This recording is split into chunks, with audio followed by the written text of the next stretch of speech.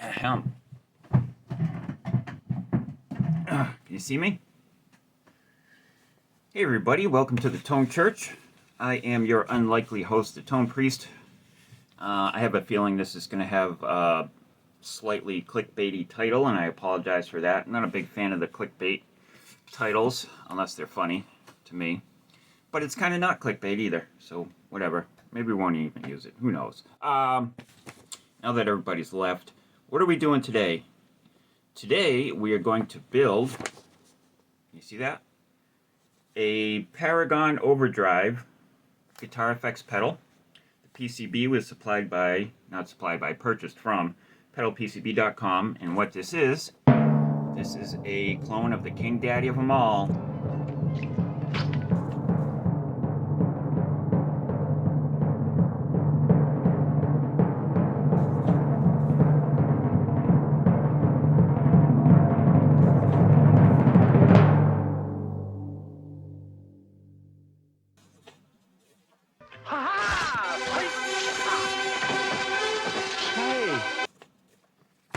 Analog man, king of tone. How awesome is that? Alright, so why don't we get started? And while we're working, I'll talk about what we've got going on here. I think you might enjoy it. It might make somebody happy. Alright, yeah. God, for the one person that's still here, hang tight, here we go. Alright, let's get started here. I don't know how in-depth I'm going to go about instructions as far as building your own guitar effects pedal. We've done that before. Go check out some of my older videos. But let's go through the build instructions first here. Can you see that? Has the diagram of the PCB. Controls and features. We have volume 1, tone 1, drive 1, presence 1. And the presence is with a trimmer on the inside of the pedal. We could mod this and have an actual pot on the outside for presence, but it's already got enough knobs on the outside. We don't want to overcomplicate this. And then volume 2 or channel 2, from what I can tell, it's basically two of the same exact thing inside of one pedal. But we get a little deeper in here. If we look at the resistors, R3 and R17, you have a choice of either using a 1K resistor or a 100K resistor. And if you choose a 100K resistor, it turns that channel into a high gain channel. And from my understanding, from the videos I've watched, the right half, or channel 1, of the original King of Tone is the high gain channel. So we'll make sure R3 is 100K, R17 is a 1K. What else do we need to talk about? The clipping diodes. We have a bunch of MA856s and 1S1588s. We need to do some substitution here. The 856s seem to be archaic or obsolete. So we're either going to use 1N4148s or 1N914s. We may experiment. Maybe on one channel we'll use the 914s and the other channel we'll use 4148s. And then these 1S1588s. 1N4148s. Alright, so that's what we'll do. For the 856s, we'll use the 914s. For the 1588s, we'll sub in 4148s. 1N5817 I have in stock. So it's not going to be an exact clone. We'll call these substitutions a circuit improvement. Keep us out of lawsuits. And here is the wiring diagram. And if you look closely, it looks like the two of the same exact thing. One goes into the other one. And so we'll have the high gain side go into the boost or overdrive side. We have some dip switches somewhere around here.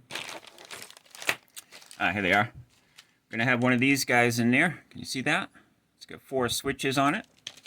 And from what I can tell, on this section of the op amp, we have clipping diodes. These hard clipping, soft clipping. Can't really tell the way this is drawn. I'm sure somebody smarter than me out there can tell you. We have two different clipping diode sections here, and they're both symmetrical. And I believe how this functions is you can have one or the other on or both on, and really clip the hell out of your signal. And that, of course, is the same in both channels.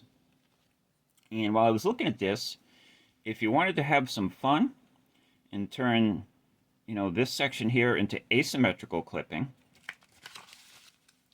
we have D3 and D4.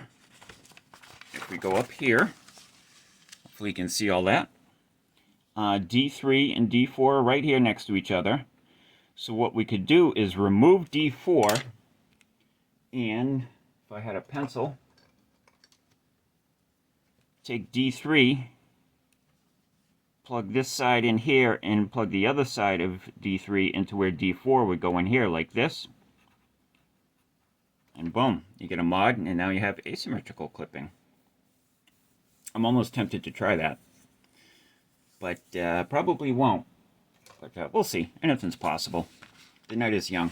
Say the night was humid? Or do you say the night was moist? That's writing. The night was sultry. But other than that, it's pretty straightforward. It's your typical overdrive guitar effects pedal. Well, two of them actually, 2 in 1. From what I can tell, it does sound very, very good. I think a lot of the mojo around this pedal is the fact that it's very rare, but as far as I can tell, it's very well built. Sounds great. What's there really to argue about?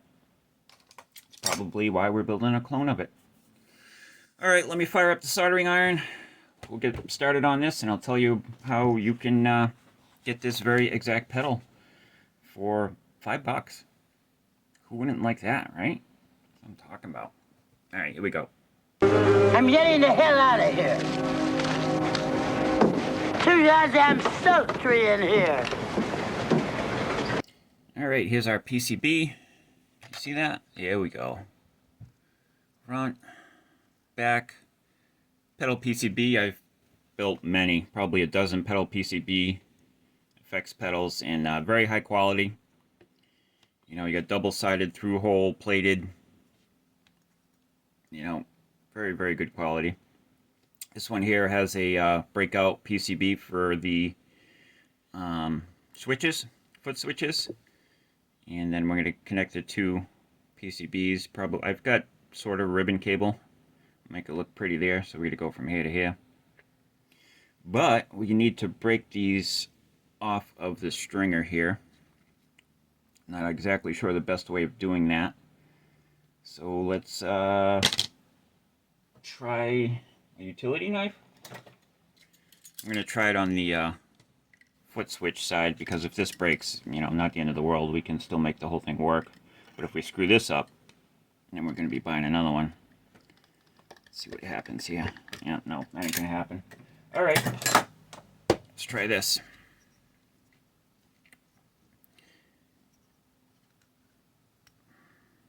The suspense is building. That ain't going to work either. If we do this. Oh yeah, there we go.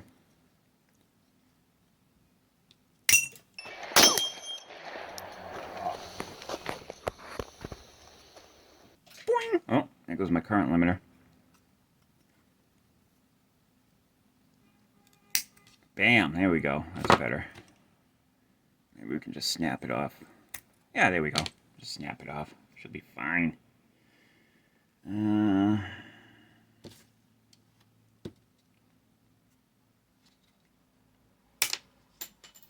Yikes. Carefully. Gently!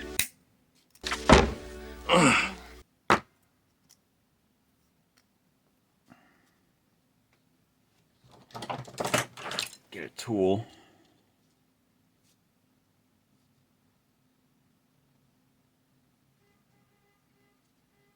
Oh, my neighbors are getting cheeky. Yeah, job done. Alright, hopefully that was the most difficult part of this build. Alright, let's get started with the diodes. The method we solder in all the components is we solder in the smallest or smallest in this dimension components first. So that would be these diodes right here. Let's do it. Alright, so we're going to start with this MA856 diode, which we're going to substitute with one N914s. And I have a bunch of these here. I might actually use these because I bought them from Mouser. I don't know why I bought those because I got like 1,000 here, but potentially Mouser has higher quality, so we'll go with the good stuff. And the 1N914 is a very, very, very, very, very common diode used in guitar effects pedals for clipping generally.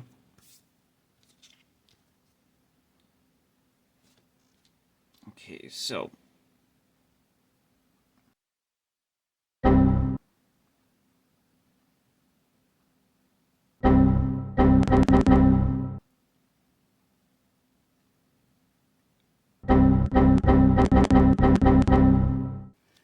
alright, so where these are going to go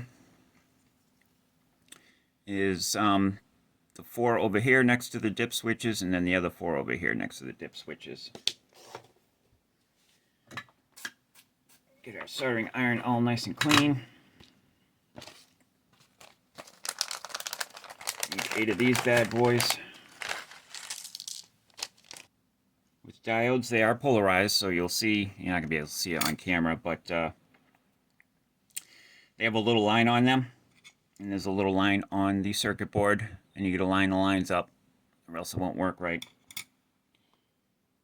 Pro tip right there. The hell, dude? There we are. I need that. Alright, so we got to leave a little space. We can't just bend it flush to the actual diode itself. We need a little bit of space for it to slot into the PCB correctly. How much space is the question? Looks like we can put the nose right up against the diode and bend. And hopefully that should be just about right.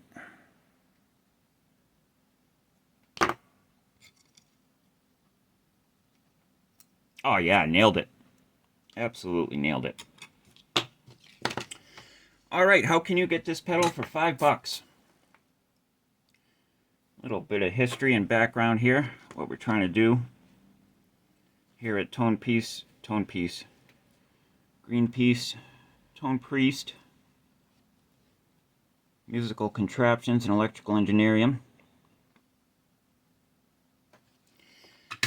So basically, what I'm doing right now, I kind of consider like my college education in guitar electronics. Obviously being self-taught for the most part, with the help of many amp and pedal builders and technicians that have come before me and have generously posted a wealth of knowledge and wisdom on the internet that we can all watch and learn from. I cannot see the line on this diode. Just can't see it. Can't see it. Can't see it. You can't do it. Anyway, yeah, so it's my education. So as a viewer of my channel, you get to see my occasional successes and my many failures. Not that many. We're doing pretty good around here. But the Tone Nun and I have been squirreling away money. We hope to... Can you see all that? Yeah, you can see something. We hope to buy a proper tone church in the semi-near future. And I'm hoping that I can get a setup that's a little bit better than half a computer desk. It's the new priesthood, baby. Hoping to have a workshop where we can get proper space for one. But a proper workshop, and then I can invest in some wood tools. I can start building my own cabinets and, you know, do this for real. Then we can really come out. We're coming out! Guns blazing! And attack the world with tone. But anyway, yeah, so all these projects I consider my education and building my knowledge and experience. Looking forward to that day. But what I thought would be cool is if we could get our community involved here and start a Patreon page, and with the what do you call it? It's not donations, it's whatever, the money. It's all about the money. The money that any patrons would put towards this project, it would just be reinvested into stuff like this, into this King of Tone pedal, for example. Take the Patreon money, buy all the parts to do some kind of project, and then when it's done, you know, randomly give it off to one lucky patron. Right? Who wouldn't want that? You know, I mean, if you're watching this channel, you're obviously interested and excited about cool guitar electronic gadgetry. And, I don't know, I figure it's worth a shot. So my idea is, like I said, not all, most of the money, theoretically, that would be earned on my Patreon site would go towards a project, maybe like one a month. You know, right now it's going to be pedals because I can't imagine I'm going to have an overflowing number of patrons. But, you know, in the community, we'll all maybe like do a multiple choice. What should I do next? And then go use that money to buy the parts. Do a video putting it together. And when it's done, at the end of the month or whatever, get the list of patrons and a random number generator.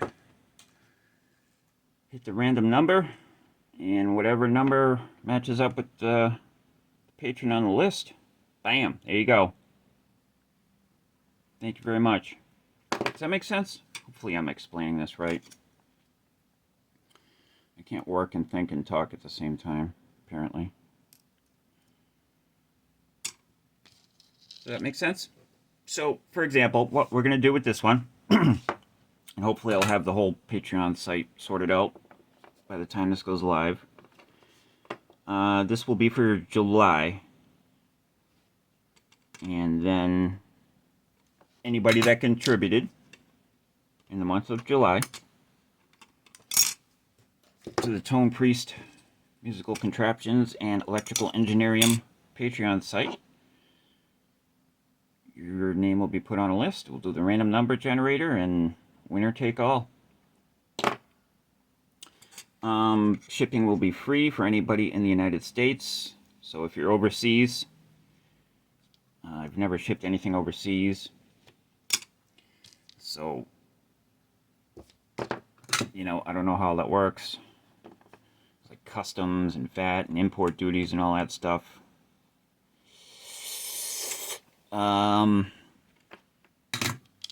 You know, if it's not a big deal, then I'll, you know, take care of the shipping.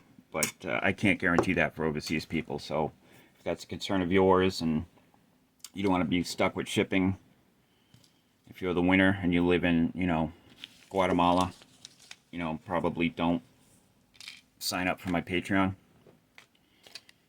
But hopefully in the future we'll figure all that out and it won't be an issue. Anyway, anybody in the U.S., you know, if you're a winner, you will not need to text me on Telegram or anything like that. If you're a winner, you're a winner. Just we'll do the video. Worry about it later, but there won't be anything in comments anywhere. It'll all be via email, tonepriest@gmail.com. You know, there'll be no texting on Telegram. There'll be no, all you gotta do is pay shipping. Nope. If you're a winner, you're a winner. You'll get an email from me saying, where do you want this thing shipped? And it'll be shipped to you. Does that sound cool? Hopefully that makes sense. It's just an idea. I don't know if it's gonna work. If you want a king of tone, you know, probably, if I'm lucky, there'll be 2 people that join my Patreon, so you get a 50% chance of winning. So, might be a good thing for you. Alright, so we got 4, 1 and 15, what are they, 1588s, and we're using the 4148s for this. And we bought some new ones of those. I think I explained everything. Hopefully I explained it so everybody understands what we're trying to do here. Again, what we're trying to do here is build the tonepriest skills for the day that he has a proper workshop. And then we can come out with guns blazing. And, you know, who knows? If for some reason this becomes successful and, you know, every month the Patreon's raking in a ridiculous amount of money, we'll give away amps. You know, so it'll be appropriate to the contributions. I said most of the money will go towards the projects. Some money, if there is any. Again, I doubt this whole endeavor is going to work, but in a parallel universe where this endeavor does work, you know, I'm just going to use some of the funds for like solder and, you know, wire and resistors and stuff like that. But the vast majority of the support will go towards, you know, the monthly giveaways. Because it's fun. It's better to give than to receive. Get in there. Alright, that's all I got for now. I'm going to continue on with this. Watching somebody solder diodes into a circuit board probably is not riveting entertainment. So we'll, I'll check in with you in a little bit when we've got more of this put together. Alright, thanks for listening. See you in a minute. Okay, we have all the diodes installed. And then the first thing we did was we put a 100K resistor over here on this side for the high gain channel, hopefully. And a 1K resistor on this side for the low gain channel. And we gotta remember it's gonna be like this when it's all inside the pedal. So we'll have high gain on this side of the pedal, low gain on this side of the pedal. That's the plan anyway, but we won't know for sure until we finish. So let's get finished.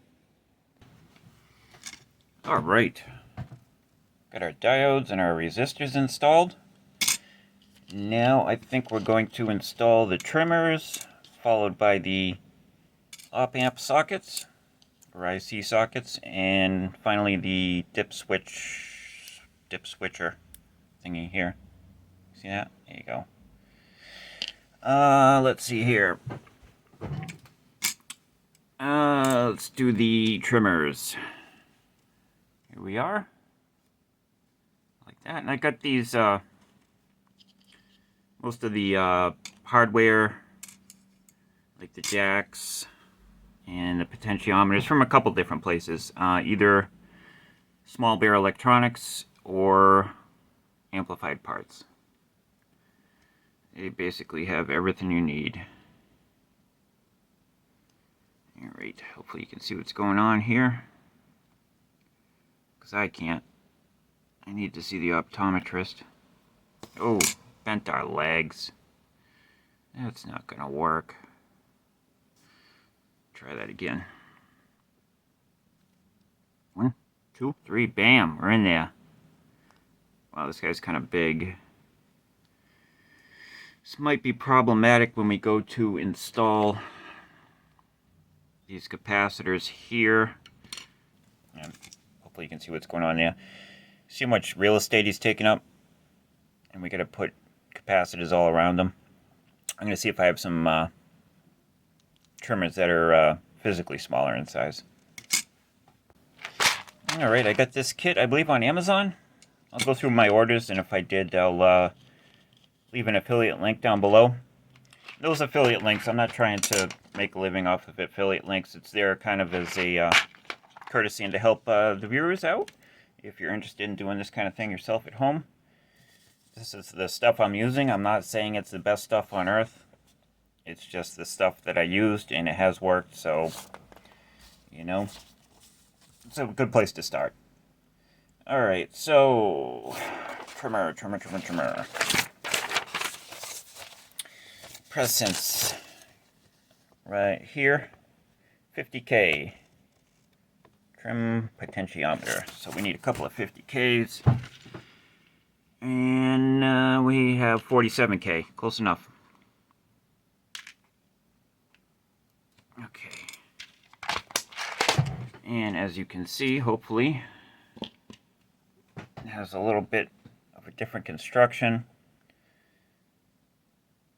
This is the one that's too big. I mean, we could use it, but it would certainly look a little funky when we were done. I think this one will work better. Let's give him a shot.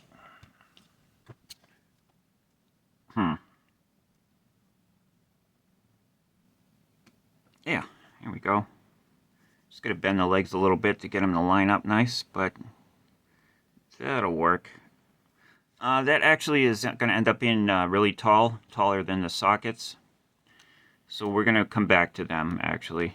Yeah, you see how much taller that is than the socket. So we'll put the socket and then the dip switches in, and then we'll come back to the trimmers. So let's put the sockets in. Now, if you see on screen print, here's the IC socket where it's supposed to go. It's a JRC, what is that, 4580, something like that. If that's wrong, I'll put it on the screen. Anyway, if you see the outline of the socket, it's got a semicircle right here. That's for making sure you socket it with the correct polarity. This guy right here, the square pad, is pin 1. And if we look at the socket itself, it's got a semicircle right here. Going to line that up with the semicircle on the screen print. And there should be no excuses for socketing it incorrectly. Actually, you know what? This is laying nice and flat, so we don't need to do our trick where we burn our finger. If we can get this to flip over, right? Number 1, number 2. Tie my shoe. Bam. And these are handy to have, these little J-box covers. For just this kind of thing. Another coffee. 1, 2. Get a boy. Right.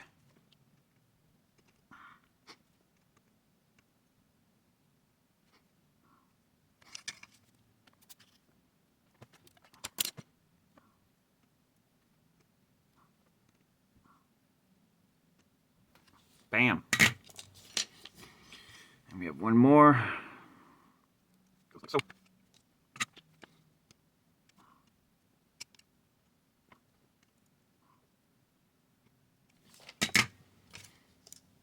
Job done. Alright, dip switch. Looks like there's an on and an off orientation. Never used one of these before.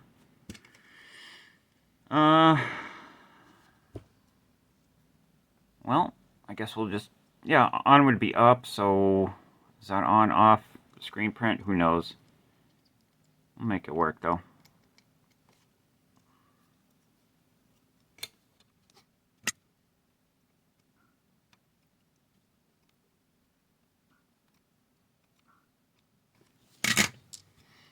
All right, look at that, on, off, sweet. All right, Back to our trimmers.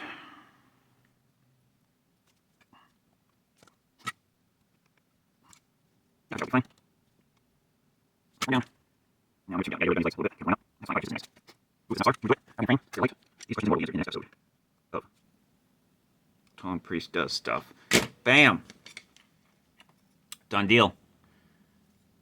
All right, we're gonna move on to capacitors.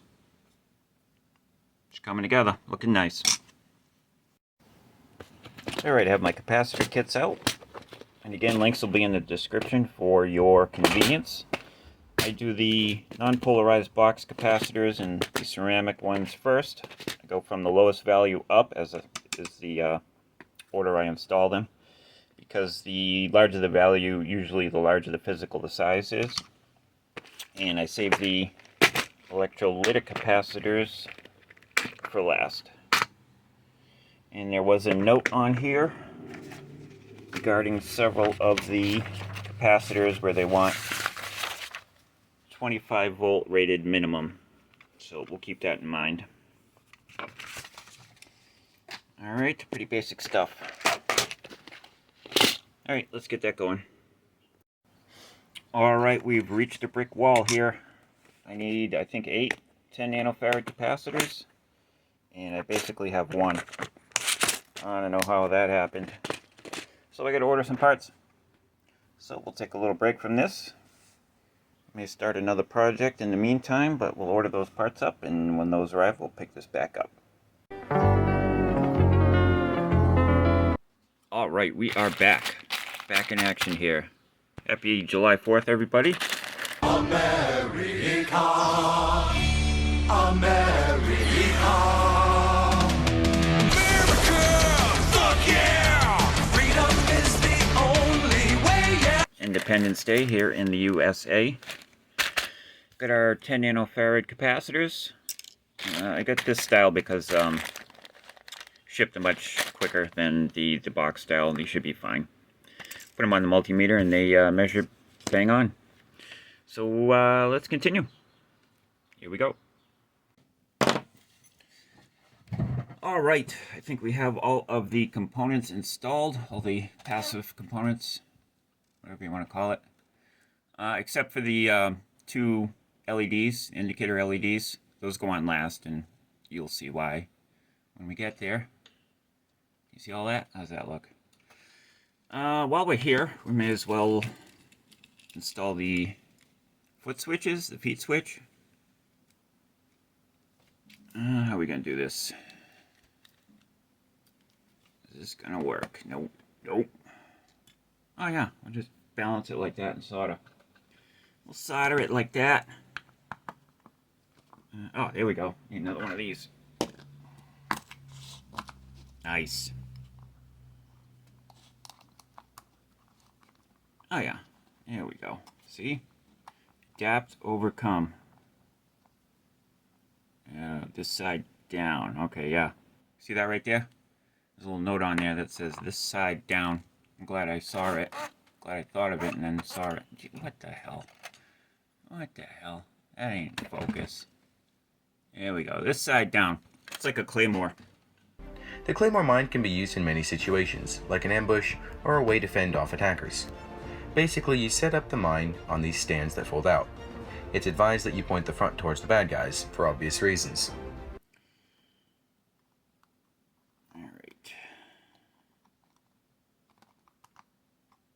Alright, that side down. Let's get some solder in here. We'll solder her up. Beautiful but rainy July 4th afternoon here. And gotta ask everybody, is everybody getting like attacked by hordes of these like miniature sized moths?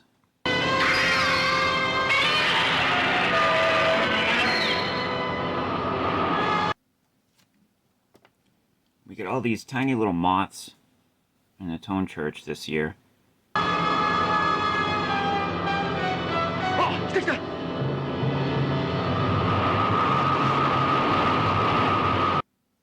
It seems like every year there's a new bug infestation. One year it was stink bugs crawling all over everybody's house.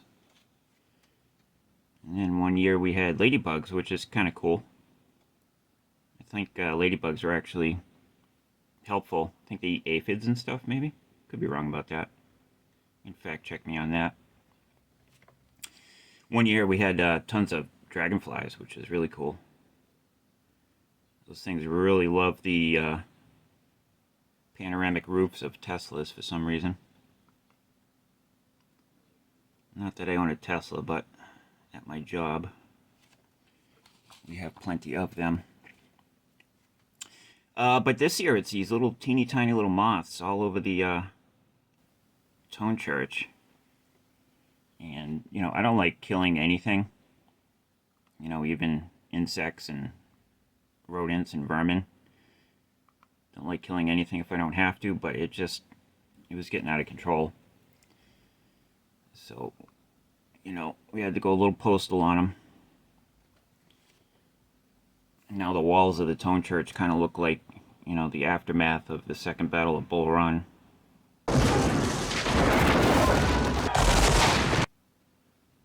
I'll have to get a scrub brush out for that. But yeah, let me know if you got hordes of moths at your place. Don't like killing anything. Although spiders, they're great in the wild, but if we got a spider in the house, I will commit war crimes against any spider in this house. You are not allowed. I just actually killed a big giant one in the bathroom hanging from the ceiling. One of them big giant skinny brown ones with the humongous legs. Yeah, he had to go. Of course, when I whacked it with the newspaper, I screamed like a little girl. Ew! Ain't war hell? But anyway, that side down. Click. Clack. Ooh, that's hot. That's hot, Paris Hilton. Here we go. What are we going to do now? Off-board wiring. We just start thinking about the enclosure. Oh, let me get this enclosure out. I don't know how well you're going to be able to see it because it's all shiny. It's a chromey one here. And I think on paper this is a great idea, but in practice, as you can see, here's the back cover. It's kind of all marked up. I don't know if I'm going to be able to get those marks off or if those are scratches. I don't know how well you can see that. You know, and I got this from Small Bear, and they wrapped it, you know, professionally for shipping, but, you know, it's kind of all scratched up, but the top looks better. But, you know, these things are so easy to scratch up that I think this idea is better in theory than it is in practice. That's alright, we got it, it's cool, we're going to use it. I mean, after a week of using this pedal, it's going to be all messed up anyway, so who cares if it's perfect. Got some screws inside, a surprise inside. But yeah, that's pretty cool, right? Nice, look at that. Alright, let me put my thinking cap on. And this time, before we start drilling holes in the enclosure, we're going to definitely test it out before we start drilling to make sure we have the knobs in the correct orientation so we don't have backwards working knobs. See, we try to learn from our mistakes around here. But yeah, oh, and we'll clean up the solder too. Alright. So let's do that. Alright, I thought we would do something informative and educational for a change around here. So, with the input jack, we're going to wire up this input jack, if we can see it right here. The guitar input jack. And we're going to use a stereo input jack. And a stereo jack has two positive connections and a negative or ground connection. And that's looking for this kind of jack. It won't get there we go. Alright, so a stereo or TRS or tip, ring, and sleeve. So we have the tip, we have the ring, and we have the sleeve. But with our guitar, we're not using a stereo jack. We're using a mono. So why do we want to use a stereo input jack? Well, what we're going to do is, we see here, the negative of the battery clip is going to be wired to the ring connection on this input jack. Now, why do we want to do that? Well, we want to do that because we don't want to be draining the battery when the pedal is not in use. So how does that work? All right, so here's our guitar jack. So that is this thing right here. And then if you look on the inside of this guy here, you will see there's 3 prongs on there, and they connect to different parts of the jack. So we have the tip, or the positive, which connects to the tip of the jack, obviously. Then we have another one, which would go to the ring if we were using a stereo jack, which again we're not, but we're going to be able to use this for a different purpose here. Finally, the sleeve, which is the ground. None of these connections have continuity, but when we plug in our guitar, the ring and the sleeve have continuity. Now the sleeve is going to be grounded up here.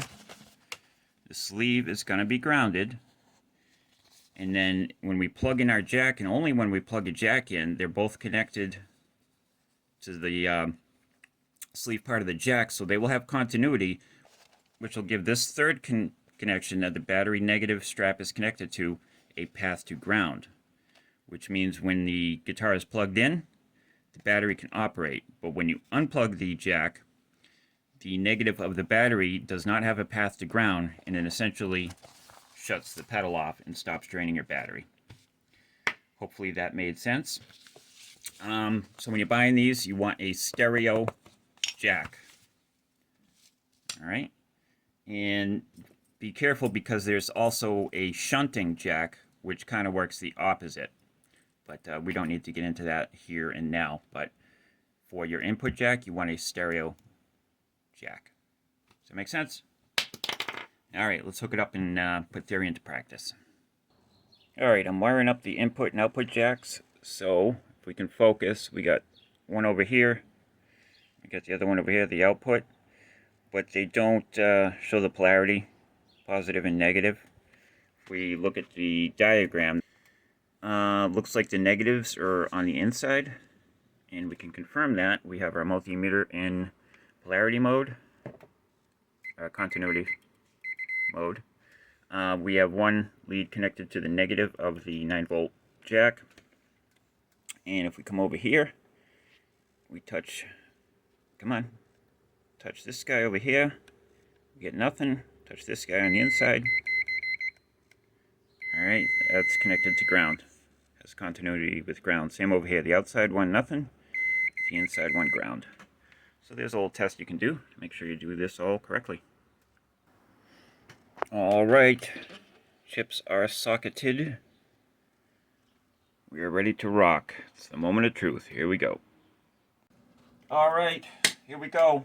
Got her all plugged in. We're plugging into this Fender Champ amplifier that I completely rebuilt. Point to point, hand wired, all that good stuff. You've seen this before. Clean tone. We turned up. Turned up to about 4.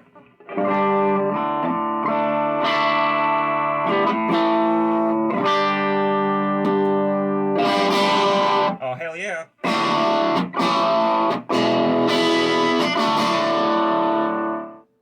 Volume.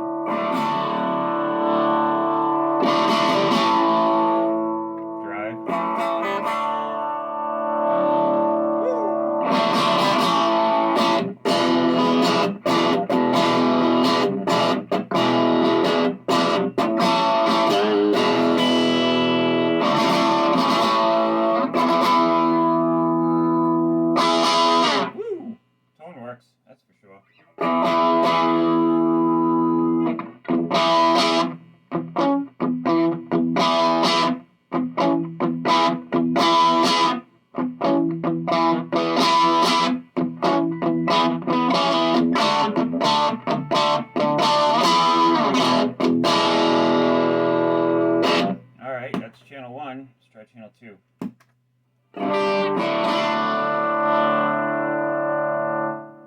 gotta be the low gain one.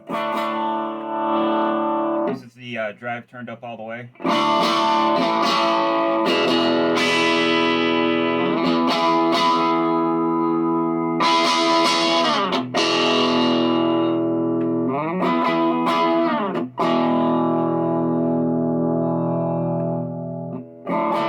Let's turn them both on.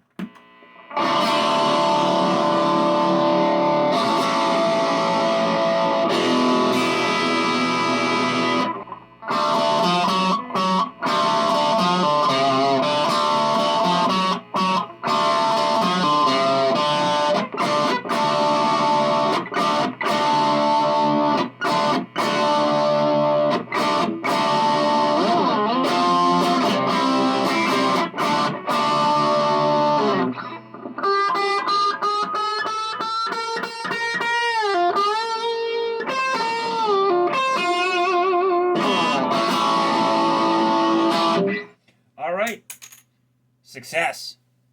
Let's drill some holes in that enclosure and finish this sucker up. Sounds amazing. Oh, I love it. Excellent. Alright, so the PCB instructions comes with a printout template for drilling your holes, but I've never had any luck with these. I can never seem to get them to print out the right size, or, I don't know, it's hard to see, but that's not the right size at all.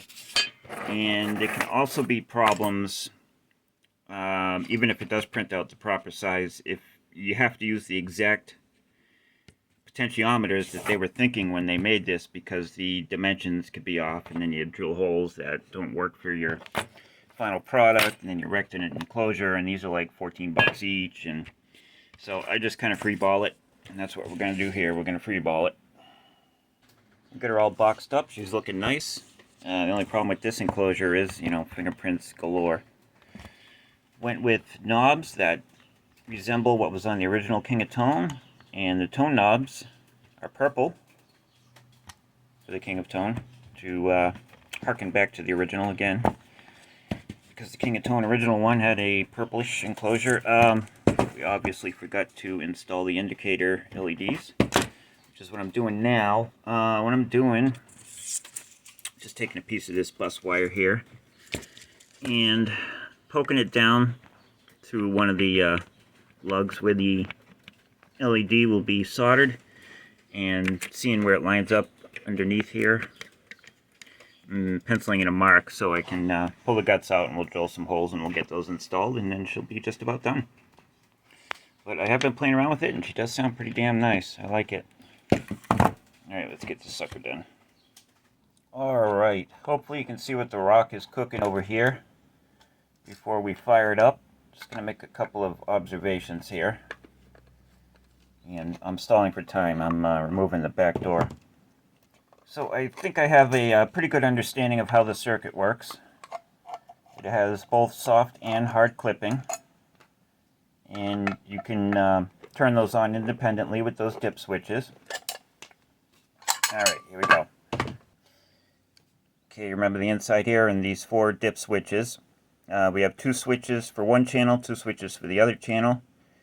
And number 1 would be the soft clipping for this side, which is actually this side right here. And number 2 is to turn on the hard clipping, and then the other 2 are for the other channel, same thing.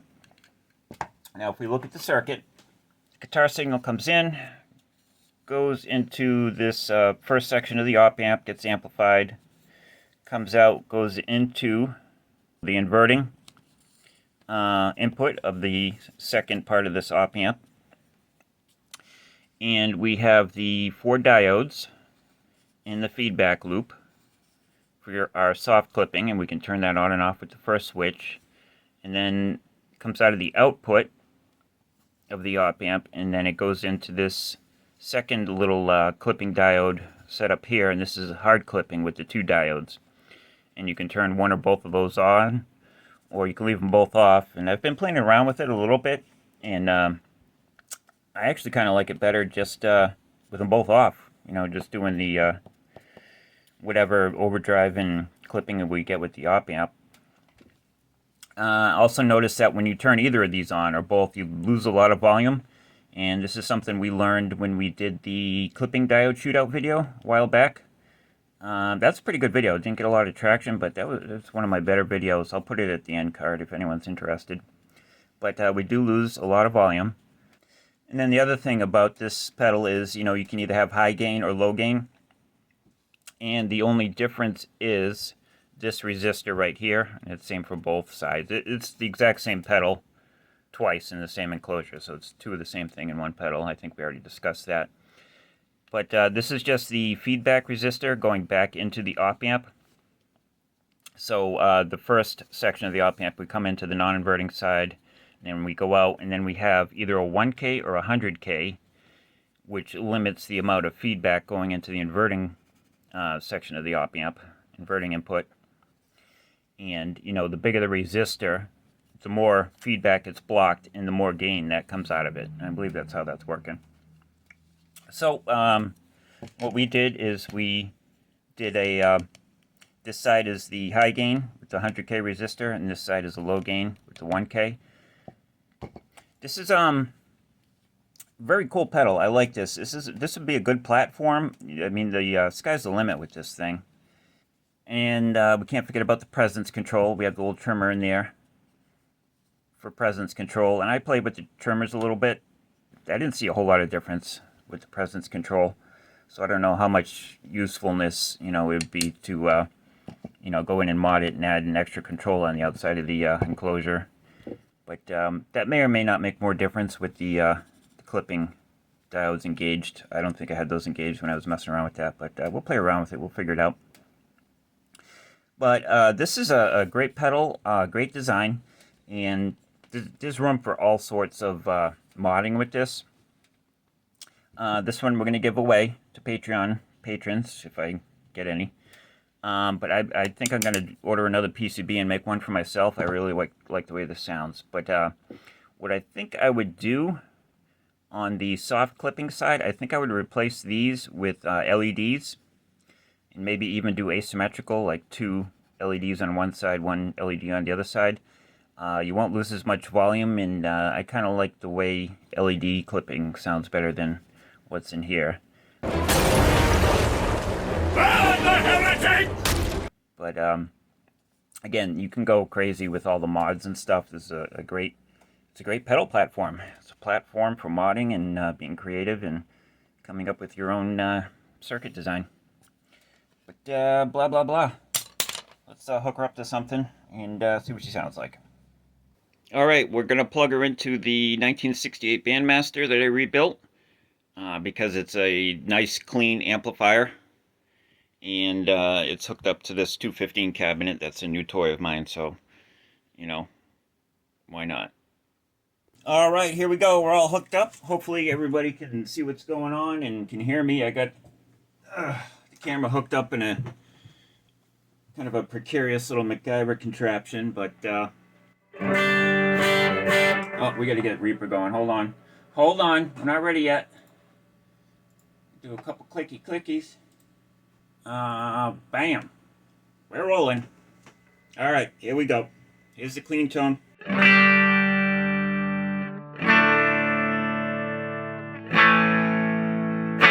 I just have a little bit of reverb going. Flamma FS02. That's what it sounds like without it. Yeah, very dry and stale.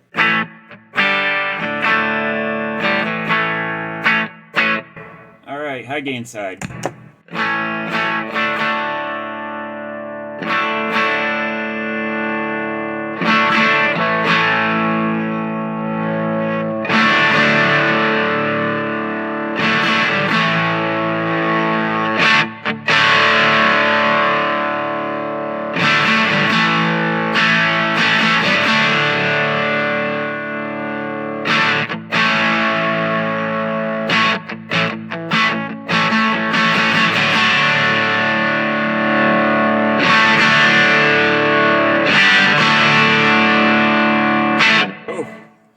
Sounds pretty damn nice.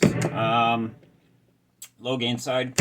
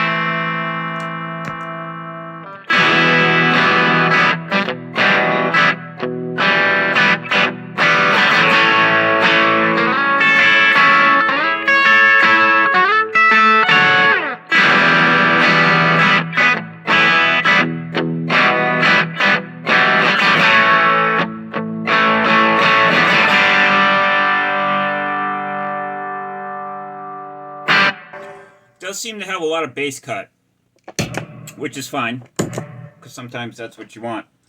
Alright, let's flip her over and play with these dip switches, and you'll see what I mean about losing a ton of volume.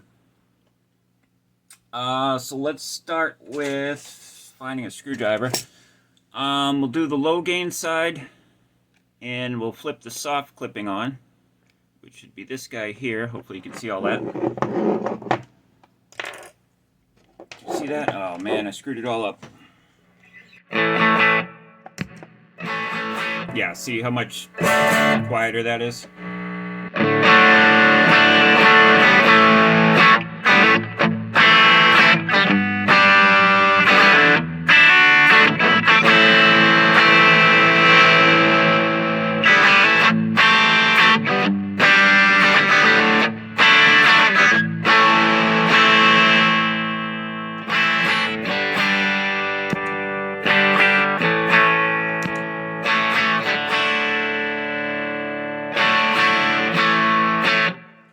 Alright, now we'll do the hard clipping.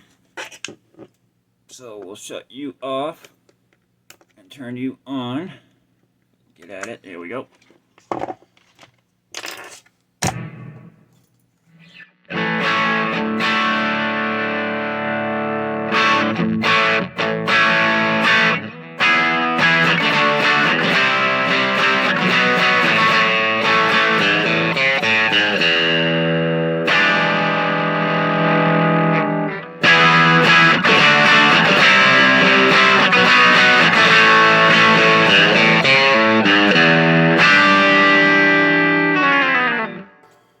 Alright, let's go for broke, and we'll turn both clippings on. So we have hard and soft on the low gain side. If I can get at it.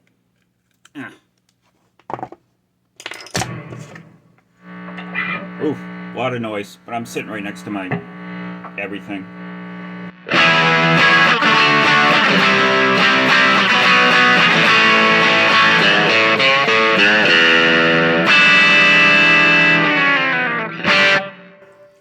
Alright, for brevity's sake, we'll just do a couple little licks on everything here. Let's do the soft clipping on the high gain side. Alright, start with a clean sound again.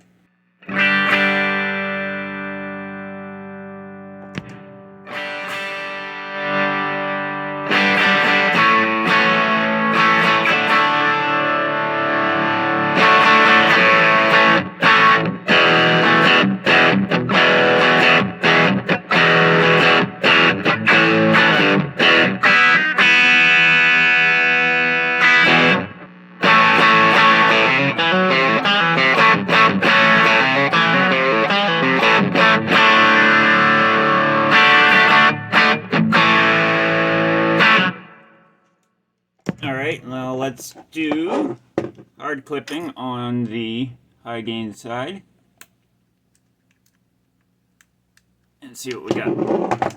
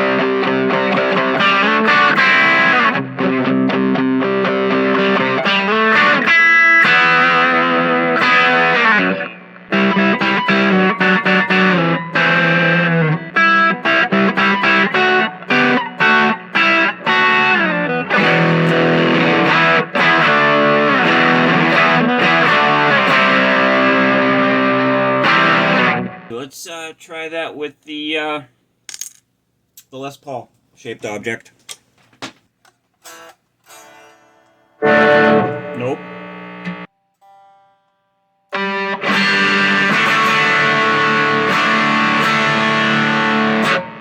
Close enough.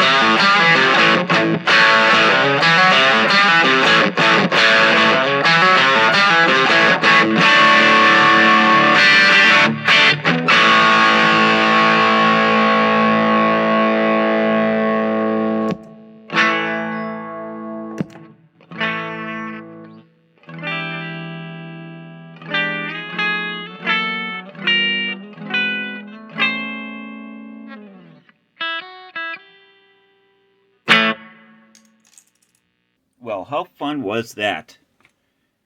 Look at all the fingerprints on that beautiful pedal. I really like the chromium case, but the fingerprints and the scratches, is it worth it? Yeah, maybe. Thing's heavy as hell too. It feels like you know, you've got something. And we definitely have something here. We have the priest of tone. And in my world, clergy always beats royalty, so there you go. All right, thanks for coming. I hope you enjoyed it. Thanks for one of these if you give it to me. And we'll see you soon with something really cool. Bye now. Done.